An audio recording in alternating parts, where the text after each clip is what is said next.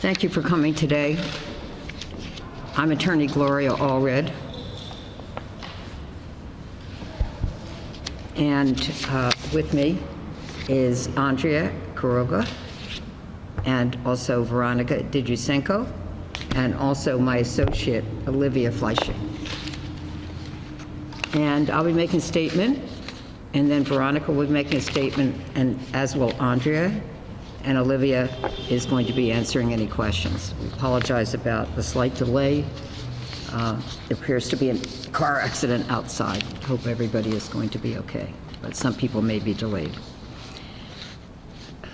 Today we are here to announce a major victory for women's rights and to describe how we achieved the change that we were determined to win. Earlier this year, I was contacted by and met with Veronica Dijusenko, Miss Ukraine 2018. She brought to my attention the issue of discrimination against women in the Miss Universe and Miss World beauty pageants. At that time, the eligibility language for the Miss California contestants stated, quote, "must never have given birth to a child, cannot be pregnant, or be a parent," end quote. Similarly, Miss USA's application process stated, quote, "here are some final questions to ask yourself. Have I ever given birth to a child? Am I the legal parent or guardian of anyone? Am I currently pregnant?" If you answered no to all of those questions, congrats, you're eligible, end quote. After that meeting, I was contacted by Andrea Quiroga, who wanted to apply to both pageants but was not eligible because she has a son. Andrea retained me to represent her on this issue. On March 9th, 2022, Veronica, Andrea, and I held a press conference in which we challenged the discriminatory language for eligibility. I commented at that time that I believed that the language clearly violated California's Unruh Civil Rights Act, and that on behalf of Andrea, I would be asking the California Department of Fair Employment and Housing, DFEH, to open a complaint and investigate with the goal of eliminating this discriminatory practice.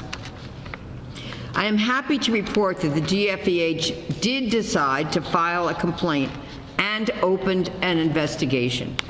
Today, we are very happy to report that it appears that the Miss Universe beauty pageant, which encompasses the Miss California and Miss USA pageants, has eliminated the discriminatory eligibility requirement of which we complained. Now, as a result of our efforts, Miss USA has completely removed this rule from their list of entry requirements. Miss California's website now states, quote, "may be married, have been married, and have had a marriage annulled, may have given birth to a child, may be pregnant, or be a parent," end quote. This is a major victory for all women who may wish to be eligible for these pageants, but who would have been ineligible because of the previous rule. We fought for the elimination of the previous rule, which discriminated against many women on its face, and we won a victory not only for women in the United States, but also in many other countries as well. This sexist rule, which has been in effect since the 1950s, is now history. As I've said many times, being pregnant or giving birth or being a parent is not a crime, and it's not a communicable disease, and it should not be the basis for excluding a woman from an employment or a business opportunity, even if she is a Miss or a Ms., has been divorced or never married. She should not be excluded because of her marital status or status as a parent. I am proud to know and work with Veronica, who has been a courageous advocate on these issues for many years.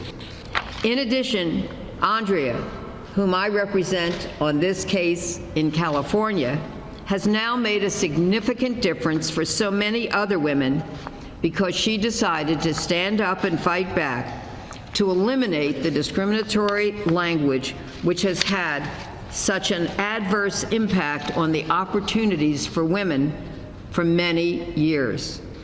We are still investigating the pageants for other discriminatory policies, and we will announce in the future what other steps we may take to eliminate any other type of discrimination that may exist. For now, however, we are thrilled with this positive outcome, which we have won for women all over the world. Thank you. Thank you. And I have included the case numbers for our complaint with the Department of Fair Employment and Housing, Quiroga versus Ms. World America, and there are other defendants as well, potentially, and Quiroga against William Morris Endeavor Entertainment. And so now I would like to introduce Veronica, who has a statement to make.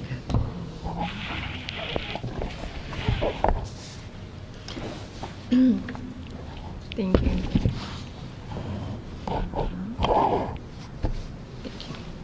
Okay. Dear friends, on this day, it is more important than ever for me to be among people whose support I could not even hope to enlist, and who did become a reliable support in my struggle. People like Gloria Allred and Andrea Quiroga, from whom I learned a lot and who I really want to be like. It is important for me because I still remember the shock when 4 years ago I was crowned Miss Ukraine, and then another, even bigger shock when this crown was taken away from me. Back to that day, my son and I were turned into the object of public humiliation. And I was told she gave birth to a child at the age of 19 and she got divorced. I think it's wrong to make someone like her an example. My first desire then was just to run away from this shame, to hide, to forget, to start life from scratch. Not my personal offense, but my son. My main achievement and my pride was the reason that I did not run away then. It became the starting point of my 4-year struggle. And then, when I set off on this journey, I saw support of tens of thousands of women all over the world. Their pain, not only of young mothers like me, but also rape victims, victims of the vicious practice of forced early marriages in many countries, who, due to the discriminatory rules adopted 170 years ago, were deprived, first of all, of their pride, and then of the opportunity to make a career in the beauty pageant industry. Over the years, I have been fortunate to assemble a professional team. I have visited many countries with my advocacy campaign. We did single-person pickets that I held in front of the Miss World office in London. I have repeatedly addressed publicly and non-publicly the leaders of the Miss World, Miss Universe, Miss Earth, and Miss International pageants. I asked opinion leaders for support from Brigitte Macron to Michelle Obama. During this time, I gave hundreds of interviews at leading TV channels, online and printed publications from around the world. I spoke at the universities and at public events. I collected tens of thousands of signatures in more than 130 countries around the world under my petition in defense of the rights of young mothers. And finally, I created NGO Right to Be a Mother. Oh, and of course, how could I forget? 3 lawsuits in 3 countries: UK, US, and Ukraine. I should probably stop here. I think you already understand that it was a non-stop campaign. In order to list everything here, to recall everything, we don't have an extra 4 years for that. I want to thank my team and everyone who was with me on this journey. During the 4 years, during the moments of despair, my team did not let me give up, no matter how hard was it. My managing director, Jean, PR director, Rosie, my speechwriter, Andrew, Igor, and Nadia, who did all of the digital work, my PR team in Ukraine, Yana, Nona, my assistant Vova, Revinek, our lawyer in the United Kingdom, Aster's team lawyers in Ukraine, APCO Worldwide, of course, Gloria Ulrich, Olivia, and Diane, and Andrea Quiroga. You're just the best, and you have been working so hard on this, being by my side every second I needed you. Thank you, guys. Well, together we wrote our page in history. Just think, for 70 years, the rule depriving young mothers of the opportunity to take part in the 4 main beauty pageant seemed like the rule that could not be changed. And yet, on this day, when this huge victory has happened and we did it, the main goal of 4 years of my life has been finally achieved. I confess, if such an opportunity presented itself, I would not hesitate to exchange this moment for the victory of my country, of my people in the war for freedom, for our children and their mothers to stop dying every day from bombing and terroristic attacks by Russia. Well, we have seen today that any goal is achievable. You just have to start walking towards it. Personally, of course, I want to see Miss World contest to be the first to end the discrimination against motherhood, the one that took my crown. But from the point of view of the rights of women, it does not matter who is first. I applaud the Miss Universe pageant for leading the way and being the first one of the 4 industry giants to enter the 21st century. This is a historic decision, and we expect the same rules to be adopted by Julia Morley, as well as by Miss Earth, Miss International, and other pageants throughout the world. The first step has already been taken. Now history cannot be stopped. Thank you. Thank you. And now we have Andrea. Yeah. Yes.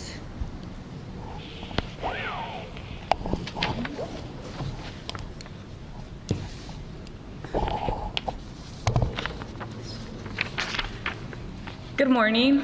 My name is Andrea Quiroga, and I am thrilled to be here today alongside Gloria Allred and Veronica Didusenko.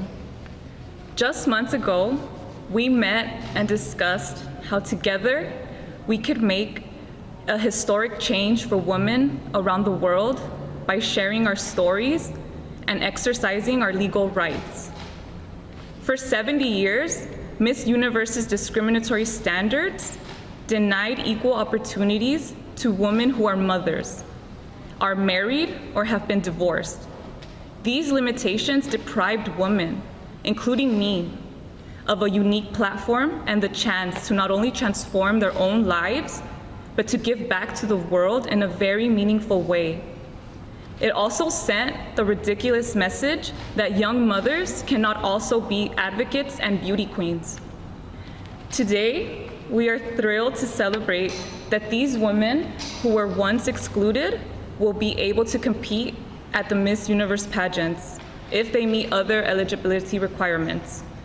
Women's achievements should never be limited because they are mothers.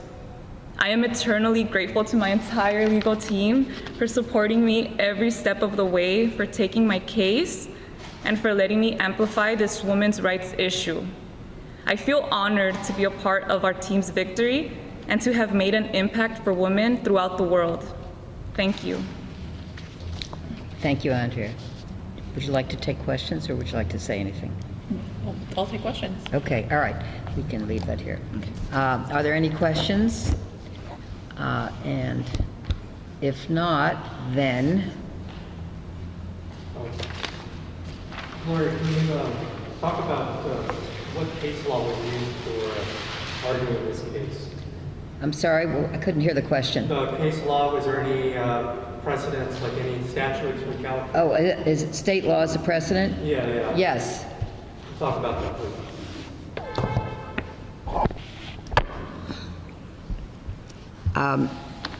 Yes. I think this is what it took. It took the fact that there is a law in California called the Unruh Civil Rights Act, which prohibits businesses from discriminating on account of sex, gender, as well as other categories. And this clearly was a gender-specific law, and it discriminate on account of pregnancy, and we also have laws in California that prohibit discrimination on account of pregnancy. And so contacting the Department of Fair Employment and Housing, a governmental agency and department that investigates discrimination is important as a first step. Prior to a lawsuit being filed, we did that. They don't automatically open up a complaint. It took them several months, but then they decided to open up the complaint, and we are very happy about that. We had a great deal of communication with them about it, and that investigation is pending. We have provided the numbers that they have assigned to our complaint. So if there are no other questions, we do have something that we would like to show you. We're going to stand up and hold this. Okay. I think we'll go in front of the table. Can you be aware of the one? I think let's go in front of the table.